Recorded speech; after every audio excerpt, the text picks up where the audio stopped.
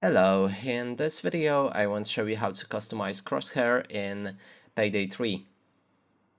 And to do this, we'll need to click on More, then go for the settings, inside select User Interface, and now we can see Crosshairs, and you can adjust it settings right here, so we can change our reticle to enable or disable it.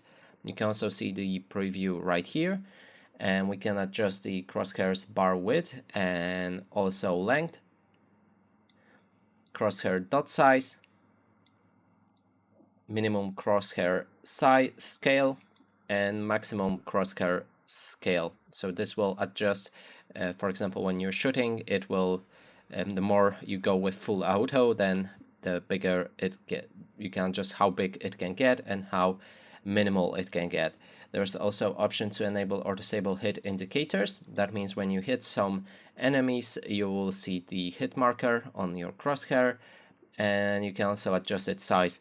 And that's it for this video. Hope you like it. Please consider subscribing to our channel, leave a like and a comment below.